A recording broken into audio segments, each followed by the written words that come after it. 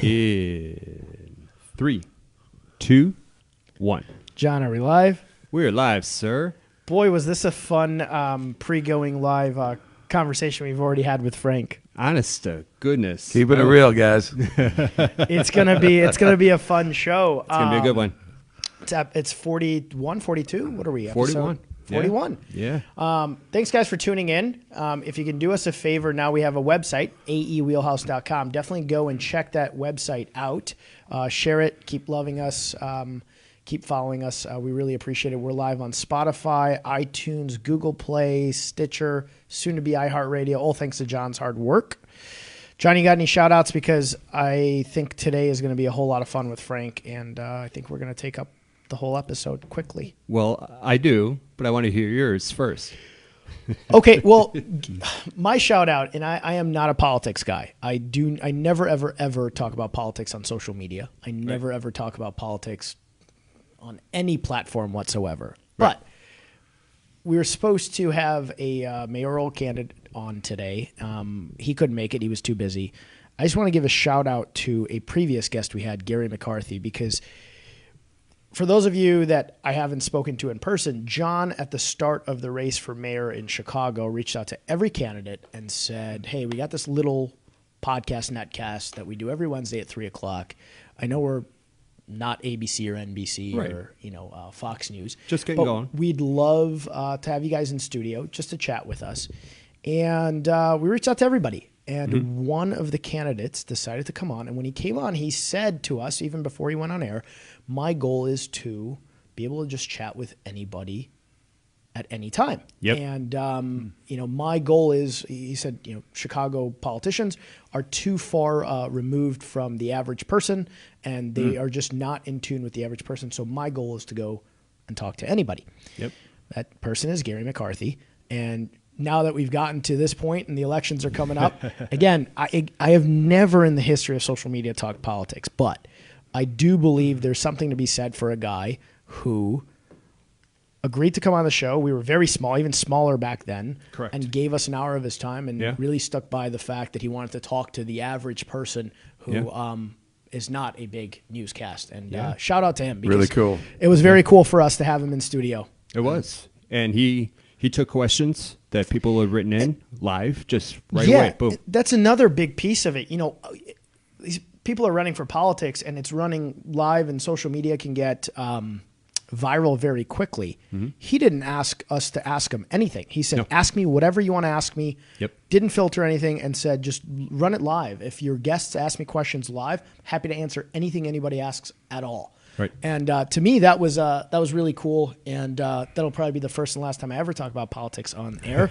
But I really do appreciate him giving us that time. We went over. Yeah, way over. And he had a lot going on that day. He did. And he did take the time to come talk to us. So that's my shout out. It's a good shout out. You always one up my shout outs. Good luck today. I'm with you on that one. So the election is next Tuesday, as we all know. And I don't want to get deep into it, but going along the lines of what you just said, Gary did. He wanted to talk to anybody that wanted to talk to him, answer any questions. And some of the people, the candidates I reached out to, their point person simply said, thank you, can't do it, da-da-da-da. And I understand. I mean, they're busy. They got a lot going on. But there were 3, and I'm talking multiple times I reached out. There were 3 candidates. Their campaigns didn't even bother getting back to us. Not a thank you. I'm not going to say their names. Please don't, because if they win,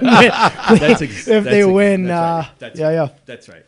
So WheelHouse will lose all of its airtime. We're looking for a new job if they win.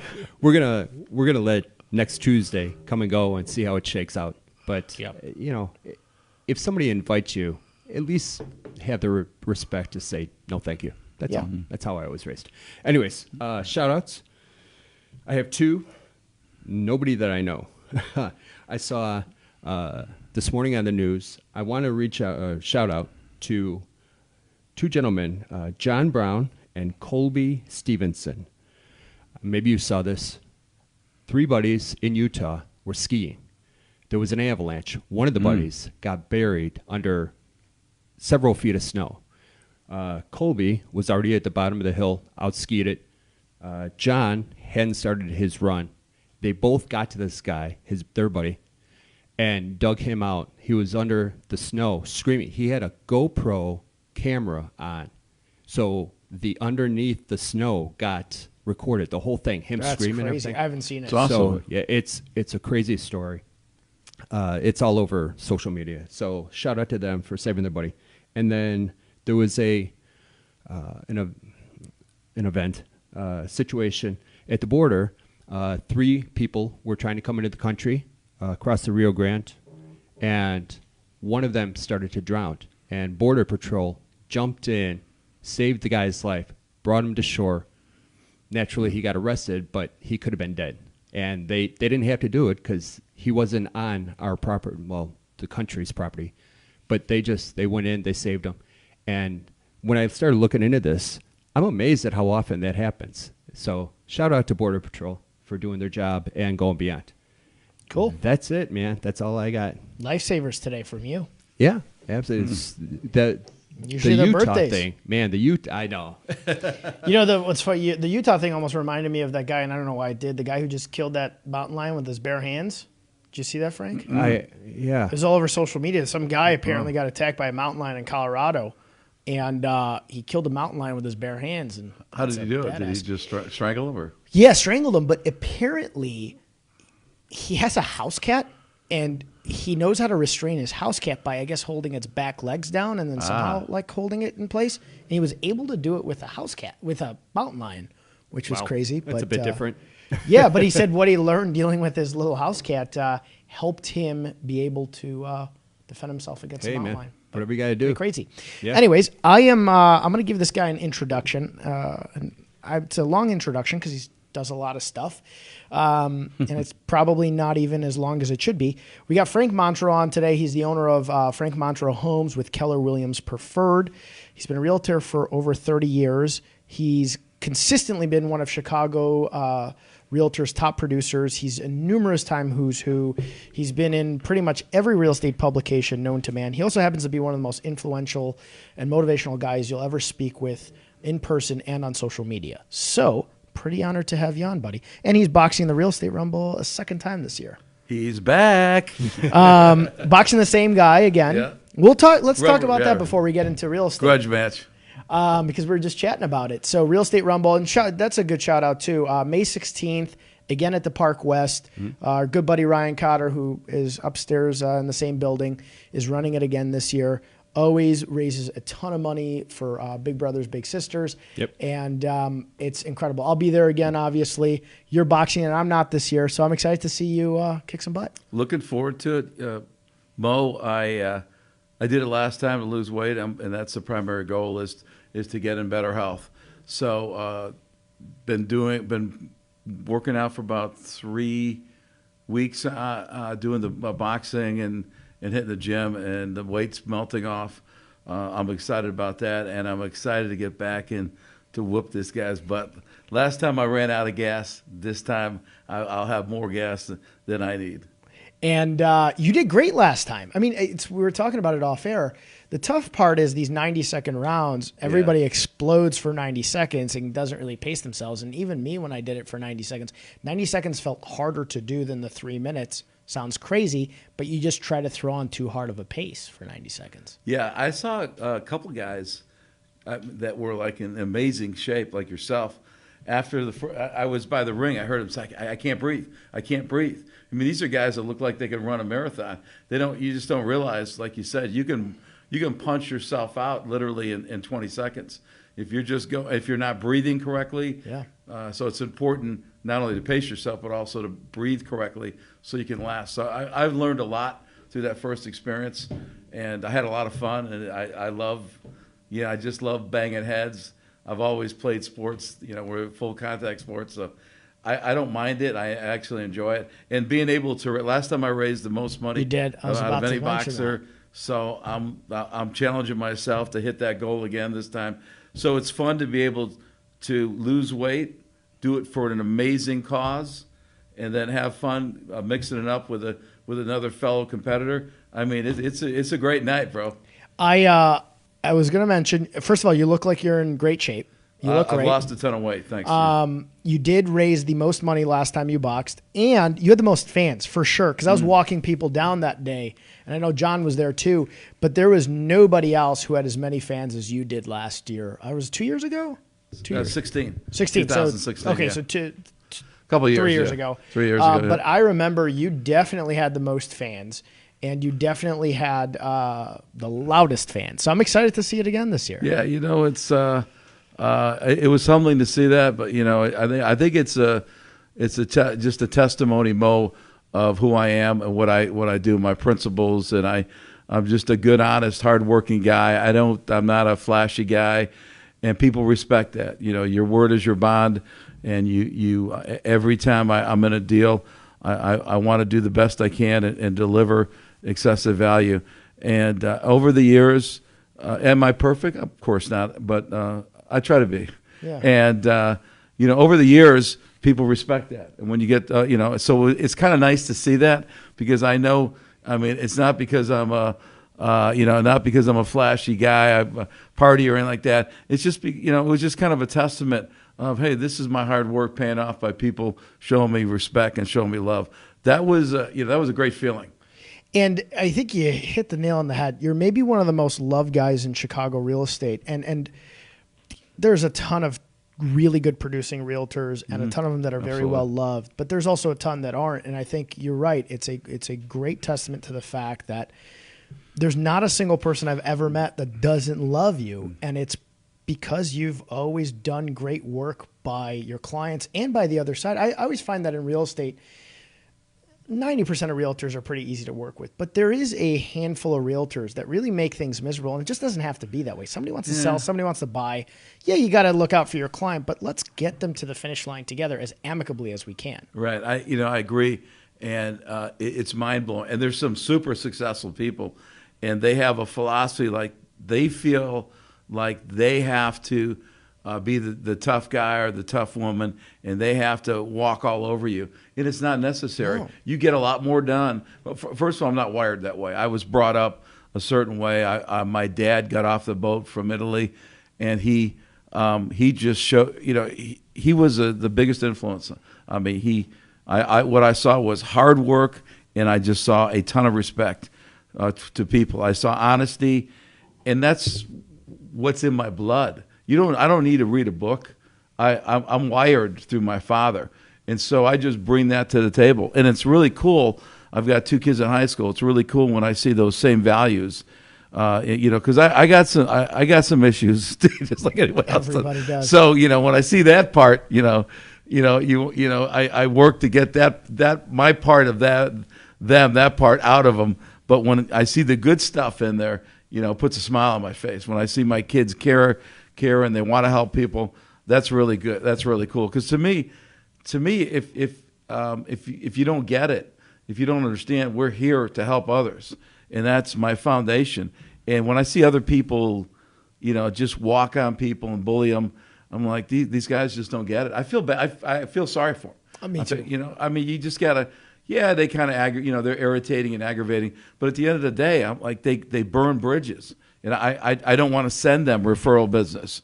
You know, I don't want to hang out with them.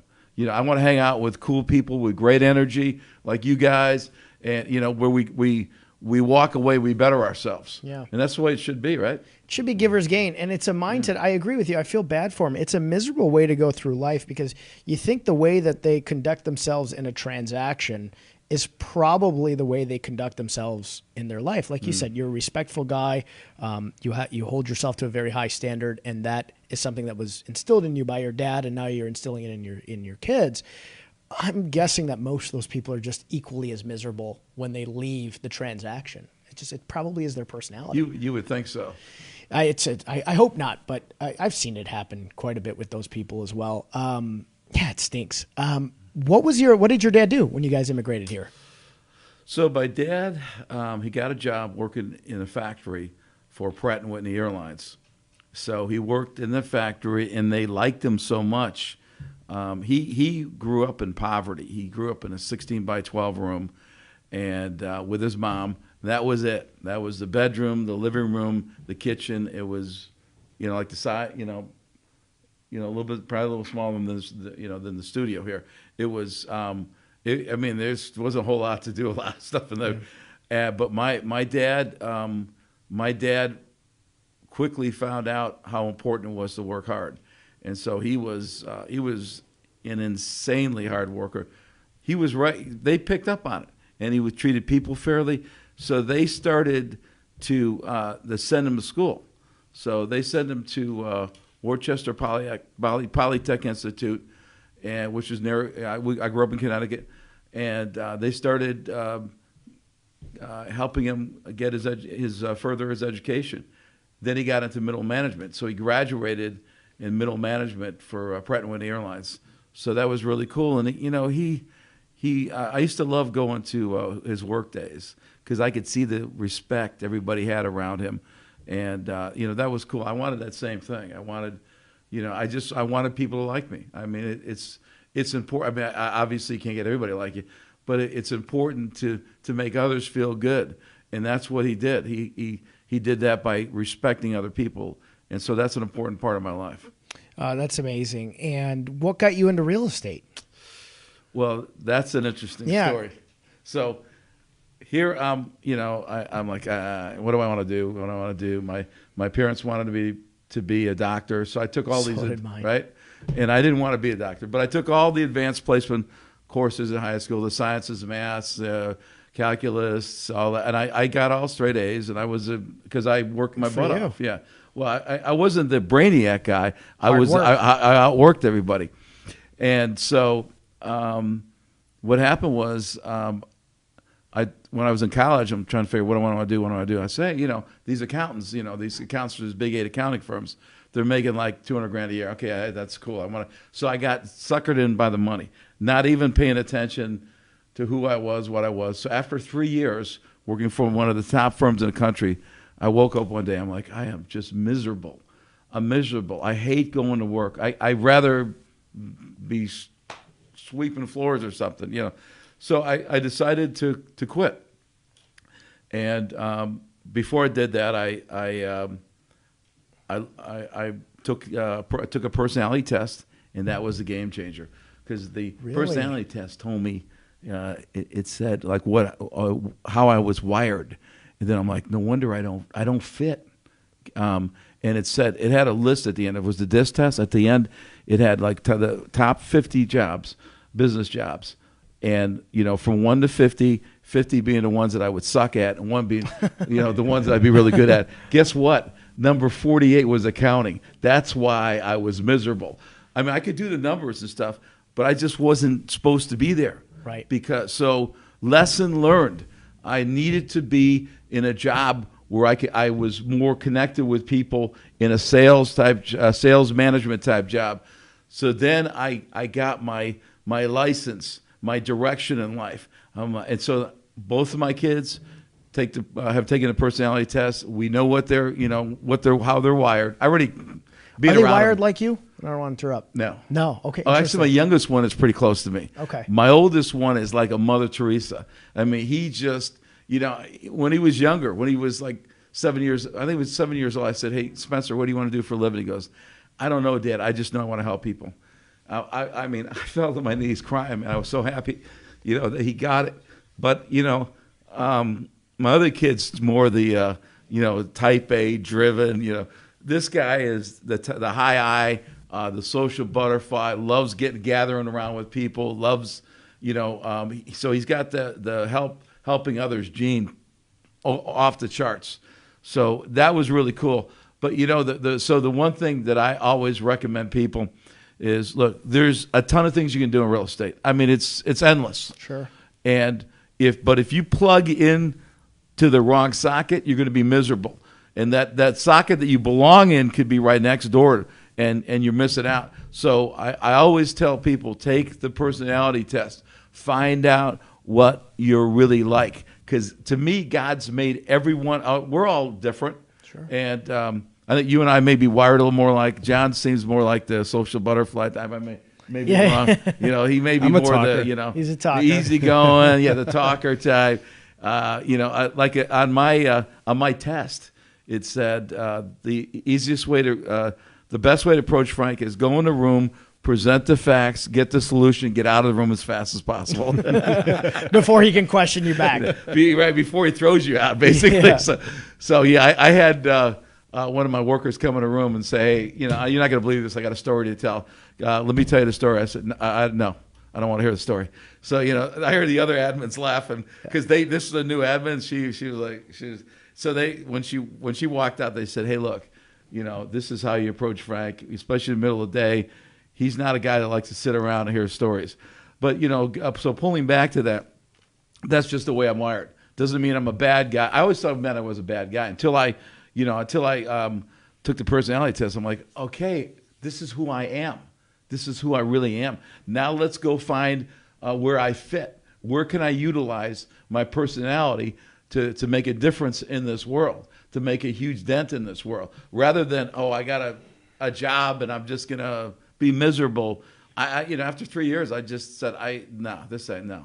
This is, I wasn't put on this earth to be this miserable. And I tell you what, the company that I worked for treated me like gold, and they were phenomenal. And I loved the job in pieces. I just didn't like it every day. I didn't like. It wasn't for you. I wasn't a bean counter. I just wasn't wired to do that. I wasn't wired to be in a room with no windows all day long, not talking to anybody, just working numbers. It just drove me crazy. So, but I found out the hard way, or through a learning process, that this, as good as the job was, it just wasn't meant for me. And so it's important. So, when I talk to new agents, I always tell them, have you taken a personality test, and let's talk about your personality before you come on my team, or before you embark in your career and go on with some other company. Know who you are and do what you're supposed to be doing, what you'd like. The only way you'll survive, I've learned, in doing something else is if you absolutely have to. If your why is so huge, you don't care if you're miserable.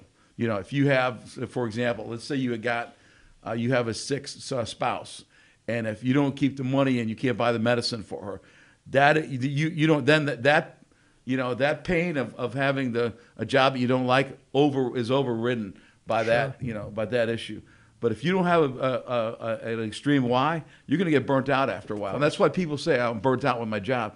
You're not doing what you're supposed to be doing. So take a personality test, go find out who you are, match it with a job that fits who you are.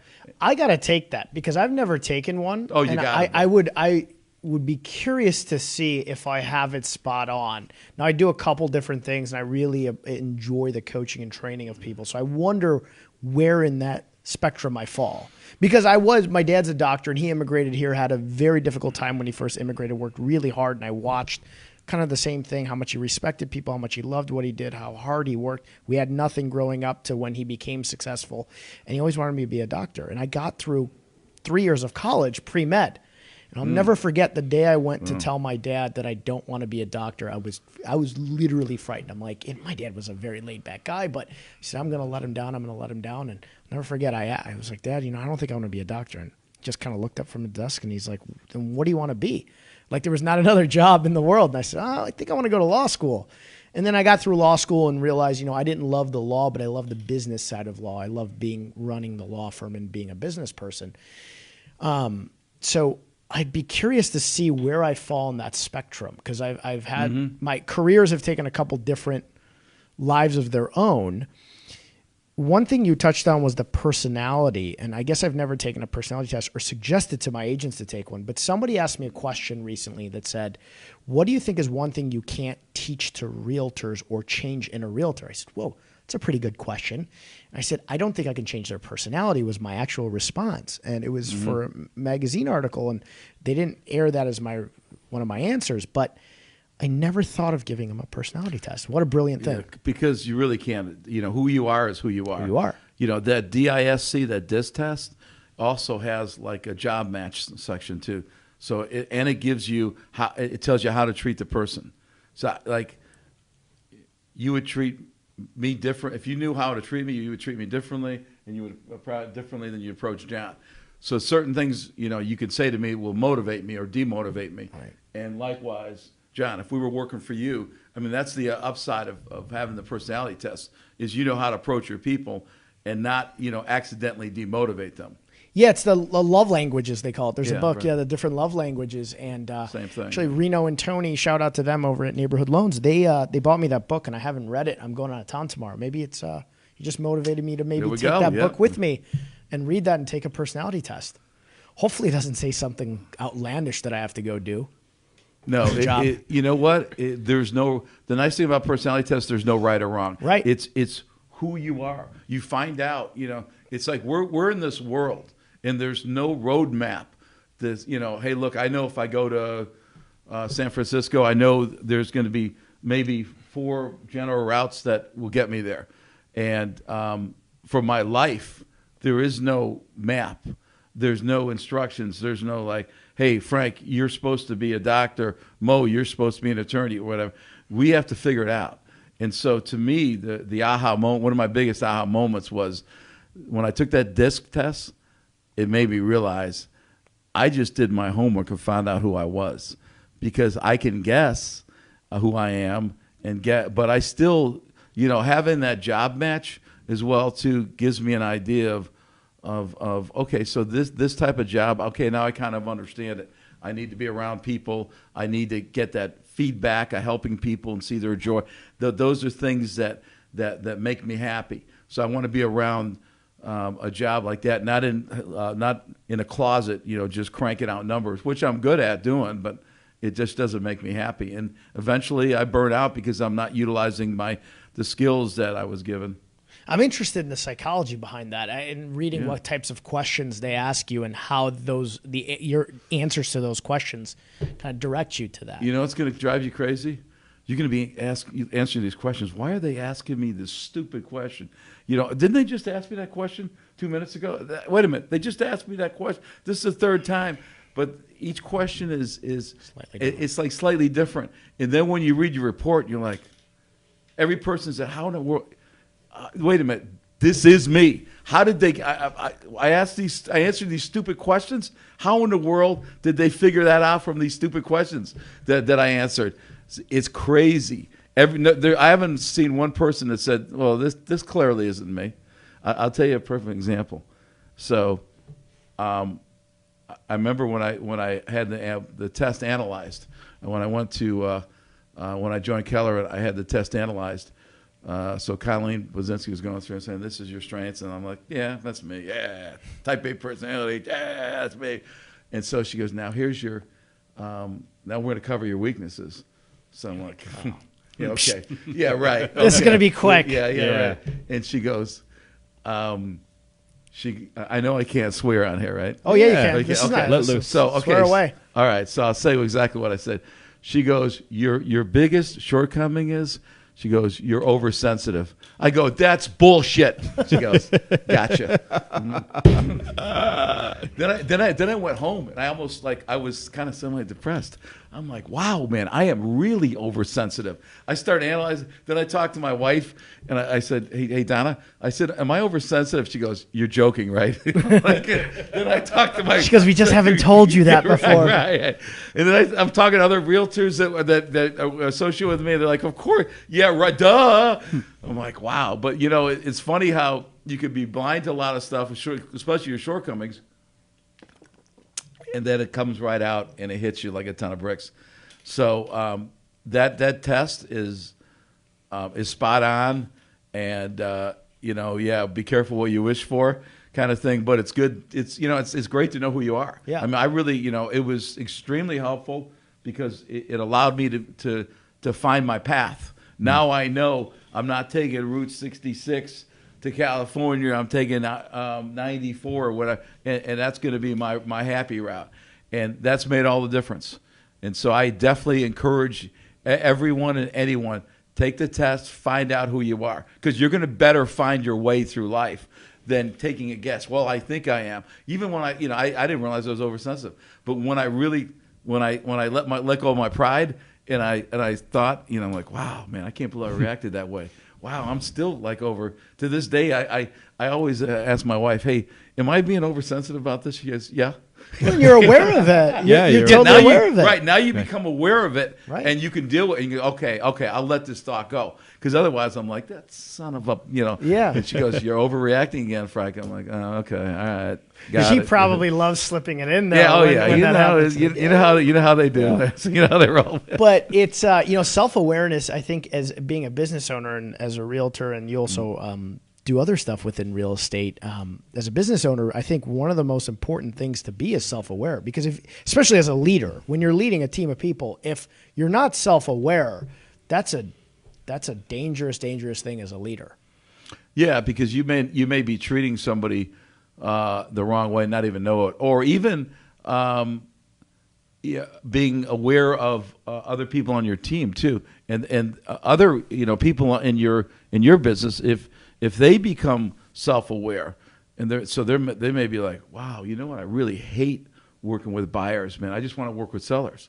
So after a while, I do have some agents that have that aha moment. However, the test, and Keller has a KPA that kind of gets a little more deep with real estate, but this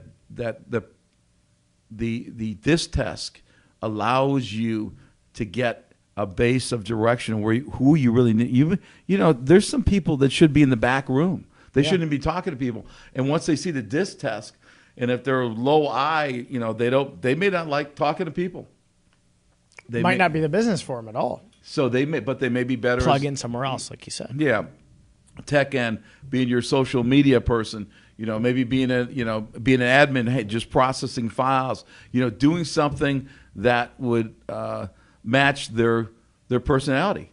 Right. Because like you said earlier, I agree with you. You can't change your personality. You can't say, oh, if you're a real quiet guy, all of a sudden I'm going to be a high energy, outgoing. You are who you are, and I am who I am, and I cannot change that. I agree. I think you can form habits. So, some people can build habits for themselves to a certain extent, but it's difficult to change who you truly are. And I think if you're going to do something for 30, 40, 50, 60 years, you better appreciate it being a big part of your life. And where you've been successful now in real estate, which is a rare thing to find, is being successful over 30 years in real estate, because the market shifts and changes so much that a lot of people have momentary success, and then all of a sudden market shifts, and then what they've done kind of falls away, and then maybe they become successful again. But you've been successful for 30 years.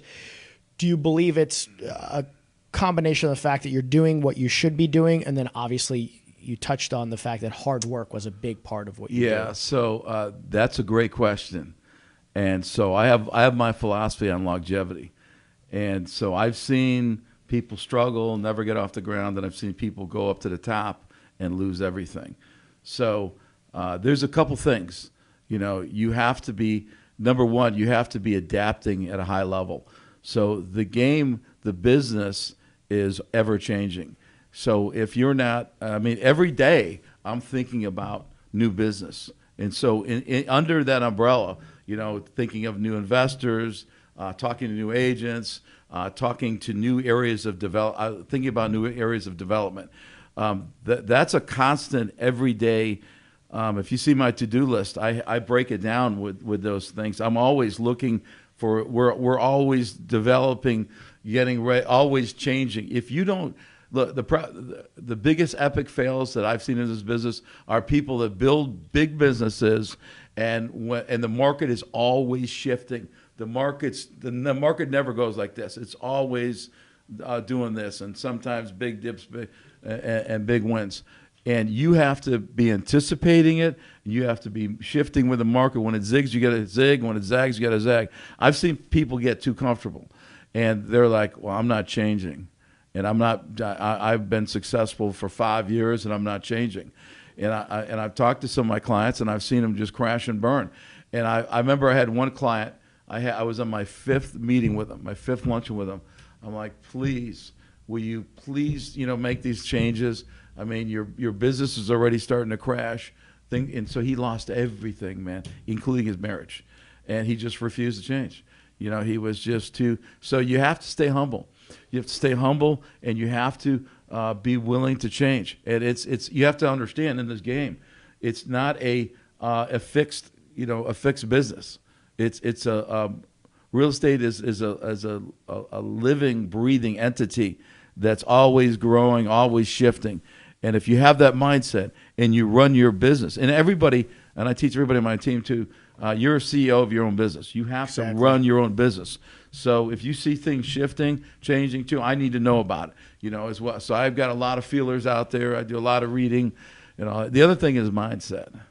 So it's kind of it's kind of a thing where, you know, you have to walk around in a heightened state of gratitude. Always be grateful you're alive, grateful you have business, grateful you have the ability to work hard, and you understand that.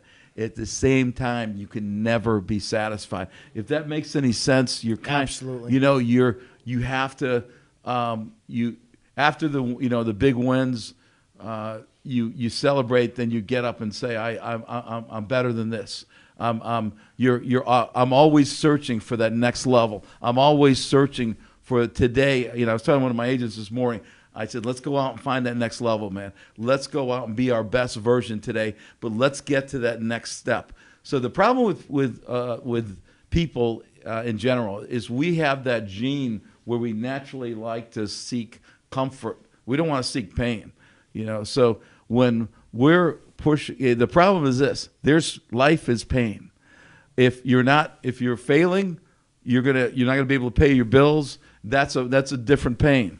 If you're succeeding, you're grinding, you're changing, you're pushing yourself every day. That's a pain. I always, tell my people, choose your pain. If you're not going to work and you want to come and complain to me, I'm the wrong guy to complain to. Let's go this way, okay? So a lot of his mindset. You determine every day when you get out of bed and I do my affirmations. I determine that I'm going to be great every day. Yeah, I determine that I'm going to be grateful every day, and I determine that I will never, never, never slow down. I will never stop. I'm not the guy I want to work and then put a bunch of deals in process and take a break. That's not my philosophy, man. It's like, what's the next level, man? I want to be the best version that God brought me here on this earth, and I think I'm a million miles away from that. I think I'm going to be. I told my wife, bury me with because I'm still old school. I like those yellow notepads. That was my database when I was when I got in. Got one there too. We go, John. There we go. Everybody, that's the real deal. He brought it to lunch today. He brought another one to lunch. See, okay, see, Johnny and I, man, mad respect, absolutely. brother. That's my, that has been that was my database during the 80s. I used to have literally like stacks. That was your CRM. Yeah. So I'm like, okay, which one is it? Okay, yeah, there, it's crazy, man. So I had to organize them, but you know what? It worked. You don't want to know why? Because the old saying, what's the best CRM? The one that you work with, the one you use. So that I got comfortable with that. I still have. If you'll laugh, if you go to my car right now, I've got 4 yellow pads. They're all titled something. This is my new business. This is my new agents. This is my new. And it's visual. You constantly are looking at it. Yeah, easy to look at. So, look, if you want to be successful in this business, new real estate agents, old real estate agents, some I knew, whatever category you want to put yourself in, be prepared to work hard every day. Be prepared to work smart every day. Make sure that you build smart business models. Make sure that you understand this business is changing. Your successful business model will be good for a period of time, and then it's going to change. It may completely change. So we've gone through a lot of shifts over the years, and we've been able to stay on top because of that. I didn't have any roadmap. I just figured it out when I was out there. I saw stuff coming. So I'm like, okay, so, I saw big changes with FHA rates and the 203K shutdown. So, when we're working a certain program, everything has a shelf life. So if you build everything around us, like, hey, rehabs, inventory is tight, so now we got to go in a different area to find inventory. We got to go into different pond. Before the pond to get, we used to fish in the MLS and we used to get a ton. Now we're going into share of sales, short sales. We're doing all this stuff we never really had to do before. But that's what I'm talking about. You have to shift, constantly see the opportunities. And the biggest thing, too, the biggest takeaway, Mo, is understand this. Make no mistake. There is always business. There is always opportunity. When the market crashes, then you start finding people to buy properties to invest in, because they know, the smart people the millionaires make their money in the down cycle, because they buy like crazy, and then when it goes up, that's when they sell. Make no mistake, if you are not making money in this business, if you are not surviving this business, then you're not looking in the right direction. You need to look where look where successful people are doing business. When I came in this business, Mo, I started busting my chops. I was working 9 to 9. I came to Chicago. I didn't know anybody. I was working from 9 o'clock in the morning to 9 o'clock at night, 6 days a week, on the rotary. I couldn't. I was trying to, like, man, come on, baby, run. I was trying to, I remember when I got really hyped up, I turned it down and I tried to force it back, just try to go faster. And, you know what? I learned a lot of things after a while. Hard work helps. I can outwork everybody, but you got to work smart too. Right. So you can't. But if you work hard and smart, then you're going to beat a ton of the agents. So if you're looking for an easy way out, an easy job, real estate is not really. You're not going to be incredibly successful. Business in general won't be one. Yeah. What business do you know? Does Mark Cuban, coast? Never. Any of those, billionaires coast? Does Mr. Wonderful coast? These guys work they're relentless at work. So, if your goal is not to work hard, then find a job, where you get a paycheck and it's not reliant on your hard work. Because this job, we don't get paid unless we work. Right. And if we don't work hard, we don't work smart, we may not necessarily eat. So, those are the things that make a difference in this business. I'm gonna have John clip that out, and yep. I'm gonna share that with every single realtor in my office, because that may have been the greatest breakdown of all the different things a realtor has to do to have longevity. That's foundation, success. Dude. And it's foundation, man. I see so many realtors get really motivated, work really hard and business owners in general, for 2-3 months. And I think that in the winter, it's the same thing as a down market. There's business out there, but you see these realtors, and you guys have read the 80-20 rule, because Keller Williams, Gary's millionaire real estate agent, really kind of pushes the 80-20 rule. I feel like realtors get very comfortable working in their business, not on their business, and they just become comfortable. So, we've done some work, and real estate lags. Your business efforts lag. So people work really hard in the summer, and they're closing deals, and they're comfortable. They're not out seeking to be better themselves, and then winter comes and it's dead, and then they're like, oh shit, and then they're back to working really hard, and then it comes back in spring. But there's a funny statistic in 2010 and 11, which is recently the worst real estate market in history. Lincoln Park alone, $40 million of commissions were given out. West Loop at that point wasn't as hot as it is now. It was $25 million. Lakeview was $30 million. And you look at 3 little neighborhoods in all of Chicago, all the Chicagoland area, and you have almost $100 million, not in sales, in commissions given out. So there is money in the down market. It's just the people who are able to consistently adapt, like you said, shift, like you said, and continue to work hard day in and day out. They're making money. They're still making money. And, you've seen tons of market shifts. And I think right now, the evolution of not just the real estate business, of all business, with the way social media is working out and the way it's more difficult for you and I to give our value to our clients when they can just go online and find all the information. We have to adapt even quicker now. Do you find that, the technology, like you said, you were writing your Met database and your CRM on your yellow pad?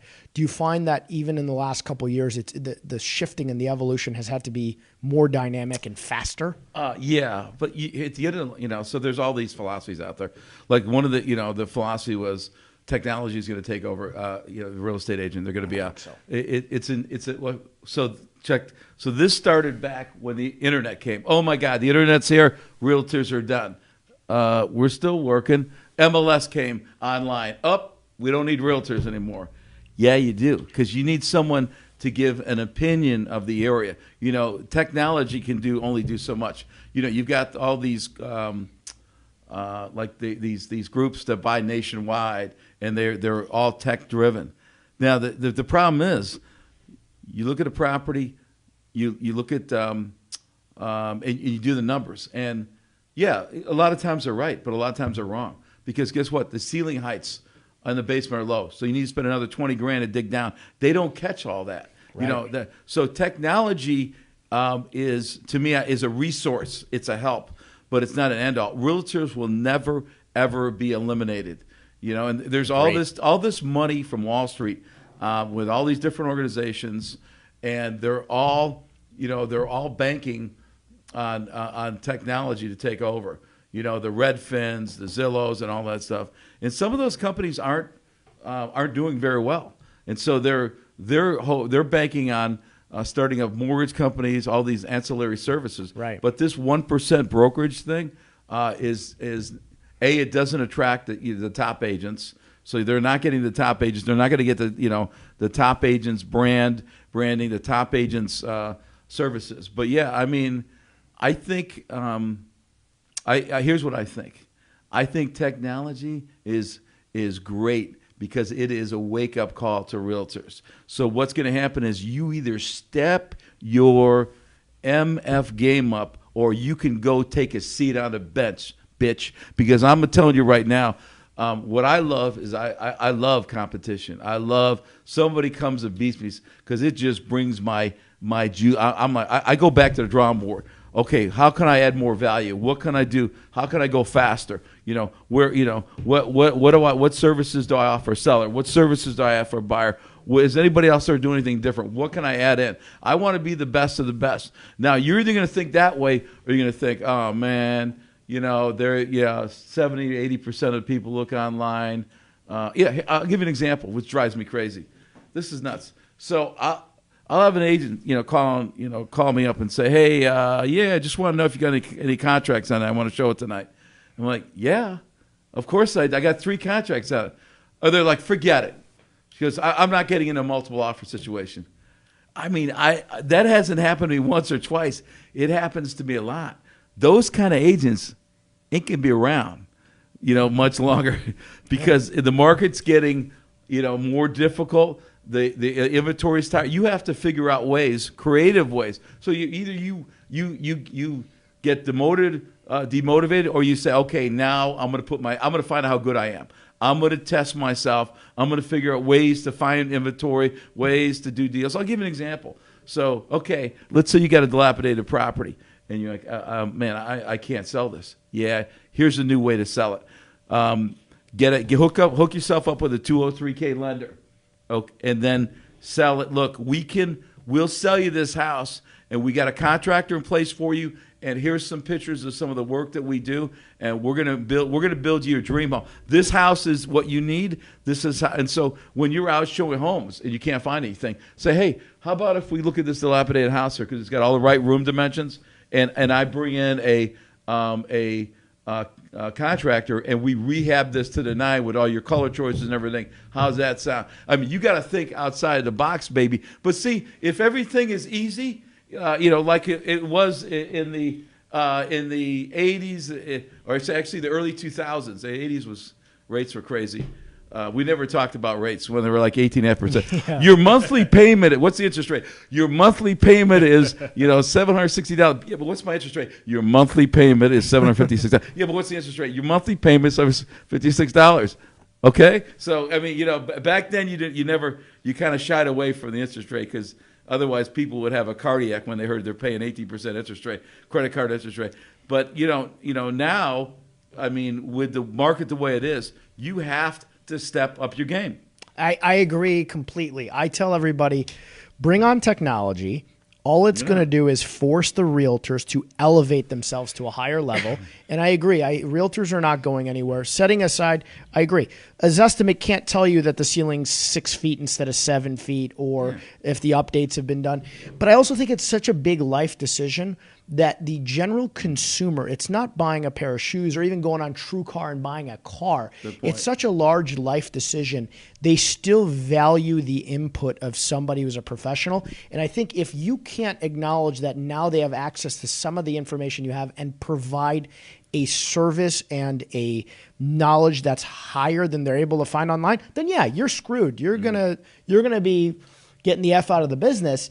But I agree. I think realtors are going to be around, but I think forever. realtors like you are going to become even more successful because you're going to constantly search to better your game. And I think setting aside real estate, I think a lot of businesses are going to go that way. You better be very good at showing your value. A lot, and to your point, Mo, a lot of people have that little bit of entitlement running through them. You know, so when business is good, they're just all they are is order takers. Yep. You know, so I tell them now the days of the order takers are over with. So you want to be an order taker, man? Go find a job, you know, where you're just taking orders, because this is not it. You have to be creative. You have to step up every day. You have to work smart every day. You have to be creating future business every day. You have to be planning on expanding your business. This isn't, you know, like, hey, the phone's going to ring and people are going to walk in. I'm just going to take orders. I'm just going to wait and get my paycheck. This is something that is extraordinary.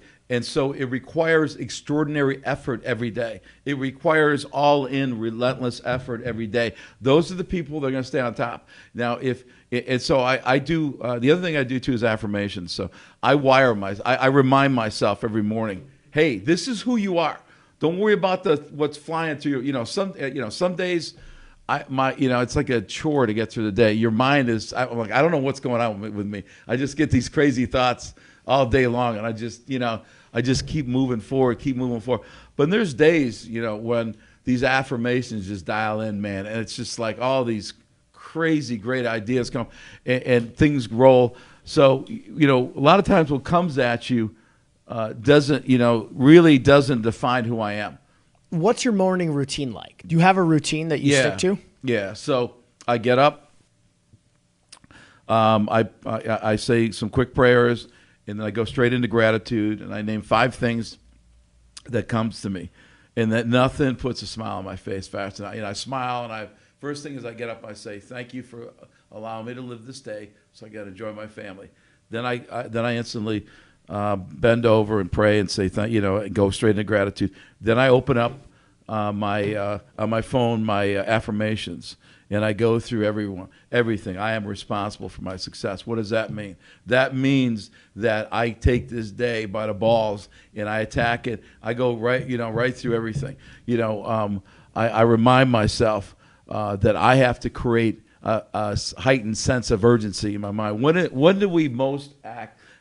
When do we act with high efficiency? For example, when you cross the street and you're not paying attention, you see an oncoming car. Everybody will have an outer body speed experience. You'll get out faster than you could imagine. So what if you can create that in your mind every day? What if you say to yourself, if I don't eat, I have certain buzz phrases when I hit that line, or heightened sense of urgency. And then I go through and I remind myself of the movie that Will Smith played in when he was in the train station, holding his foot up against the door, crying. And so I get into that state and I start crying. I start saying, I'm not going to let my family get there. And I start wiring myself for success. I start building. I hit my emotions. I hit everything. And it's like, every day I do this. This is my routine. Every day I tell myself, today this is the way you think. And one of the most important things is I guard my mind. I mean, you have to. Your mind can get wild sometimes. And I remind myself, I cannot control the first thought coming in, but I can control the next thought, and I can control my actions. So I focus on that. I do not focus on, I don't say, oh my God, why did this thought come up? It comes in. I can't control what walks through the door of life, and I can't control my first thought. Sometimes it just comes in and it's goofy. But I just kick it out. I'm like that goalie. So the second it comes in, I dismiss it, and I go with a positive thought, and I keep moving forward. What I think is incredible about you, and I just listening to you, I know John probably is just as motivated as I am right now. You're not just one of the most motivational people I've ever listened to. You're also maybe the most self-aware person I've ever spoken to, because I can just tell by talking to you, your ability to know what's important to you on a day-to-day basis and react to it. I mean, you can see it come out when you're talking about it. I don't think we've had 42 shows now, or 41 shows. Yeah. And I've had sometimes 2 guests on, so we're nearing 100 people spoken to that are very successful and influential. But I don't think I've ever met somebody who can just zero in on what's important and then just run with that in a day. I love that about you, and I think it's probably a lot of hard work. Have you worked on just? Obviously, you've taken the personality test, and I think a lot of people do, but you take it one step or 10 steps further in your ability to just hone in on that. Yeah. Is that just every day you kind of work on it? It's a routine, it's a way of life. So those affirmations, I remember when I started taking affirmations and start doing them. And I remember like after about a year, my wife looked at me one day, she goes, "What the hell happened to you?" And so we started talking. I'm like, "It's affirmations." I didn't even realize that she was noticing a huge change in me. And it was because of the affirmations.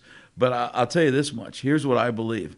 I believe every agent in your office, in my office, and everybody in this world is here to make a difference, is here to be great.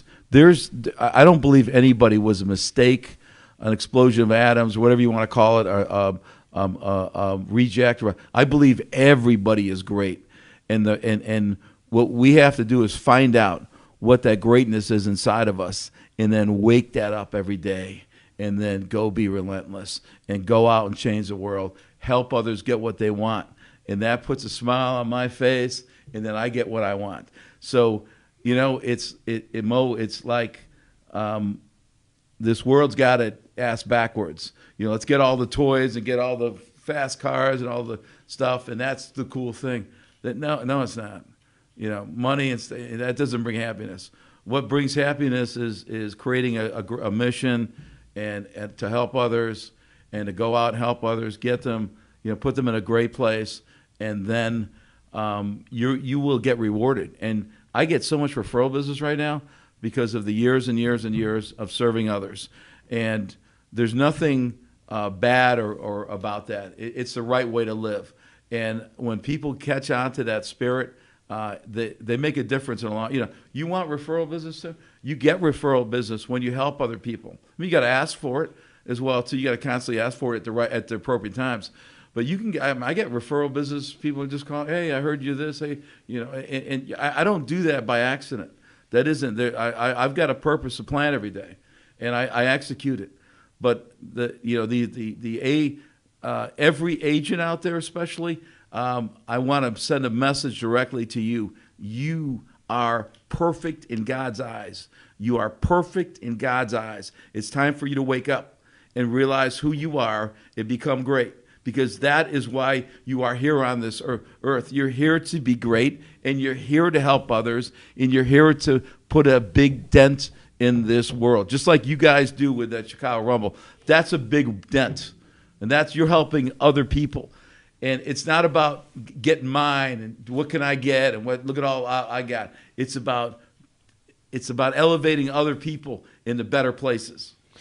I got to tell you, your agents have just got to be so lucky to, on a day-to-day basis, be able to be around your level of teaching, motivation, and I think birds of a feather flock together. And I cannot imagine how much you've elevated not just their business life, but their lives, their emotional lives, and their ability to know one another. Because it's shoot, I mean, I'm going to get out of this thing, and I felt like I was pretty motivational to my agents, but I'm incredibly motivated. You have some shout outs. Tom Tarkowski said, "You go, Frank." I got a couple text messages that keep popping up from people watching saying they're blown away by this. And then Susan Lally, which I believe is sister-in-law, your family member, sister-in-law, says, "Do you recommend any specific personality test?" And I think you said it was a DISC test. Yeah, DISC. DISC test. The DISC test. I'm going to have My to look fave. that up and definitely take that. I'm very interested in that. So Frank, Find yourself, man. I mean, that's a gold. is it online or is Yeah, it you can brick and mortar? Google it. Google you it. Google it, and then Yeah. I think it's like, I don't know what it is these days.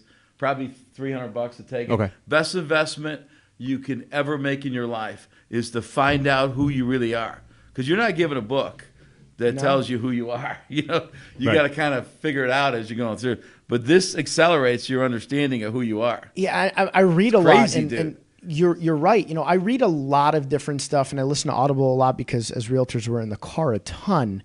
But yes, a lot of even the motivational books and things you read are written from a very different mindset, perspective, life experience. And I think if you can start with knowing who you are, I think that's probably, you're so far ahead of the game to begin with that it's got to be important. Well put. I mean, imagine it's just kind of like, like my family said, "Oh, you wasted your education." Yeah, in theory, maybe I did, but it's where I had to go to find out that that this doesn't work for me, because nobody gave me the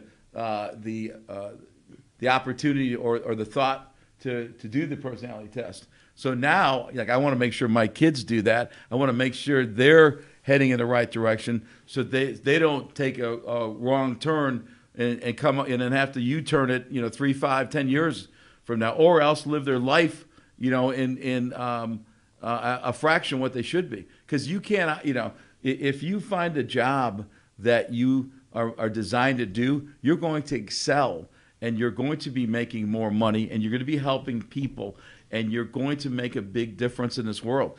And you can't do that when you're doing something that you don't enjoy. You're not going to go the extra mile. You're not going to take that extra step because you want to get 9 to 5. I want to get out of here, man. I can't. I can't stay in my job. You want to go home and get in a happy place. So what's cool is, imagine, and if you're out there, imagine if you're not happy with what you're doing, then you need to reassess who you are. Maybe you're just not in the right spot. And if you're in real estate, maybe you're after you take your personality test, you can assess and say, well, I really shouldn't be working in this area of real estate. But real estate has so many different options. I'm going to switch to this area because it better fits my personality. And that could be the greatest thing that you can do for your life is to, wouldn't it be a heck of a lot more fun being happy all day instead of being miserable for 8 hours and then, being, okay beforehand and then, okay afterwards.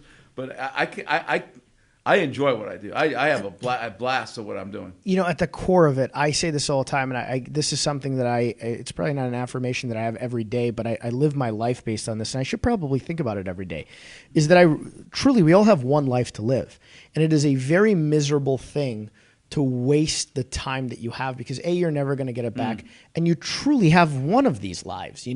A, make it great for yourself, and B, like you said, get to a position in your life where life is great enough that you can impact someone else's life and make that great for them. Elevate people. Man. Elevate people. Bring them up. Nothing's cooler than that, man. When you can see somebody, even if somebody's gone on my team and they've left, and I see that they're doing well, it puts a smile on my face. Of course. Yeah, I mean, I wish, if somebody says, hey, hey, I'm ready to leave your team. I want to go do my own. I want to do this. I want to do, I'm like, hey, you should be doing what you think is best for you, not what's best for me. Now, if you being here not being here is best for me, then by all means, I want to have people that are all in.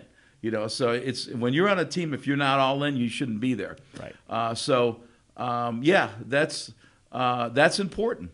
What do you do in your free time? Because you are a busy guy between doing the real estate brokerage thing, leading a ton of people. I know you do the renovations and flips. What do you do? Enjoy the heck of hanging out with my kids, and I play golf. So that's my okay. That's my stick. Coming into golf season now. Yeah, we're starting to polish the clubs, and getting ready to. I live on a golf course, so that makes that easy. What's cool is on my way home. When I'm out in the field on my way home, I'll stop and I like practicing. I just, grab a small cigar and just go to the range, hit some balls, chip and putt. I love that. So, just kind of kind of gets all the toxins out of my system or whatever you want to call it. And I just feel, a little more relaxed physically. I go home, see the family, we hang out, watch the news or some crazy video or something, and have a good time. That's great. Yeah. Good buddy of mine, Matt Rosen, who's in the industry as a lender, keeps trying to get me to golf. And I golfed once last year, and he's challenged me to a golfing match because I beat him hungover last year. So Matt, if you're watching, he watches every week. Maybe I'll go get some lessons from this guy, and we'll have this little rematch. Yeah, we can have a little rematch. We'll again. get you. We'll get you right. We'll take you to the next I level. enjoy golf from being around people, and every time I've golfed, enjoying the company of the people I'm around. I don't know if the sport itself was something I love, but I think as soon as I become competitive with it, I'm a competitive guy, so I'm going to want to keep getting better. It's a dangerous sport because it's really, really easy to get addicted to. Yeah. So be careful what you wish for. Yeah, I mean, I have an addictive personality. So, I know I figured so much. So you get me liking something, I'm going to go crazy with it. I started scuba diving. I went scuba diving one time last year, and now I'm hooked, and I'm looking up all these different places to try to go scuba diving, and I'm hooked on it now. That's awesome. Yeah, I'm going to Mexico tomorrow morning at 8 a.m., although this trip we probably won't do much scuba diving. I'm going again in a month, and then I'm going to go scuba diving with a friend. Nice. Have you ever done it? Just the surface. The Not snorkeling? Not the real snorkeling. Yeah, okay, that's what it's called. I don't even know what it's called. No, I haven't done the real deal. It's John, have you done it? I have. You have? It's a friend of mine who did it, who kind of put me into it, said, it's the thought of if you go in outer space and you're floating, and it's a very crazy feeling, and it's a totally different world. When I first got down there and I did it in Tahiti, I get all the way down there, and I had no idea on my first dive there's going to be about 8 sharks around us. And when we finally got up, the guy's like, well, we typically don't have this many. And I got down, and I'm like, wow, this is a totally different world. And I'm an adrenaline junkie, but these things are gnarly. They're all scratched up, and one was about 15 feet long, and they're pretty thick, and it was coming up next to me, and I was instantly hooked. Once I calmed myself and realized they don't want to eat me, I became instantly hooked on it. But the first couple seconds I was down there, I'm like, we live on this planet, and this is a totally different world that we never see unless we go all the way down there. All right, I got a new item on the bucket list now. Yeah, you you go to Tahiti and do it, or someplace that you get some really good diving. But it's you get down, you see sea turtles, you see eels, you see cool. The sharks are kind of swimming around you, and it's a totally different world. There's so much of the world to see, and I feel like I haven't traveled enough, so that's on my bucket list. Awesome. Yeah, I'm excited to have you at the Rumble. I am. We got to have Frank back on again, because I know him and I could probably talk forever and ever and ever. And I got to go get dinner with you with some of our mutual buddies, because or cigar dinner. Or cigar and dinner. Yeah, or both. Yeah. Or both. This is maybe the most motivated and influenced I've been from a conversation with an entrepreneur. Oh, awesome. And I know that a lot of realtors, I'm watching the realtors watch. I know a lot of them are going to watch this. And I highly suggest you guys watch this back and listen to this guy's advice, because for 30 years, he's created himself an incredible business in real estate. And it's been, like he said, built on hard work, honesty, doing the right thing, but also being adaptable in a very quickly changing environment. And I'm motivated. I mean, you motivated me, and I'm awesome. I read so much motivational stuff. It's sometimes difficult to get me there when I read stuff, and I'm as motivated as it gets. So I really appreciate you coming on. That's cool, dude. Very cool. We Thanks blew for sharing. through that. Yeah. John, what do we got for next week? Well, I tell you what. Before we do that, I have one quick question. Oh, good. Sure. Because you went past something. Is it about And your yellow pad? It is not. It is not. But hey, they work, man. You know, Yes, I they like do. having stuff written down. A 203K lender. Yeah. Real quick, what is that? So let's say you have a dilapidated house, and it's not going to sell to anybody except it's not going to pass FHA, VA, or conventional. So you get what the lender does is they will lend on the acquisition and the rehab for a home buyer. Okay. And they can put the low down payment. They don't have to they don't have to get like a hard money loan where you got to put 10, 15, 20, 25% down. They can still get in with the with the minimum down payment. 3.5. Yeah, so they can do that, and they can also rehab the house, get hooked up with a contractor, rehab a house, and have it done to their likings. So now, if somebody can't find a house, and then there's scarce inventory, and there's that one house in that area, and that's perfect for them. It's got the right size rooms, everything that they can dream of, Right. but the house is, or even if it's dated, Yeah. you can do it if the house is, if you're getting it under value where you can bump up. Say you need to spend 20 grand to fix a kitchen and a bathroom or something. You can. There's people that they've got a thing called a streamline of 35,000 or less. Rehab. It's a much easier loan to get. And let's say, hey, the house is really not that bad, but I really don't like the old-fashioned cabinets or the Need an update. Yeah, you just need a quick update or any kind of work you want to do in a house. You can get that also. So that's the cool thing is you can, if you're worried about inventory, you can now look at it through another pair of glasses and say, oh, you know what? These houses I wouldn't have taken you to before because you couldn't, even though you approved with an FHA loan. Let's go get you approved with 203K loan, FHA, and let's get you into this home. Now you have more options.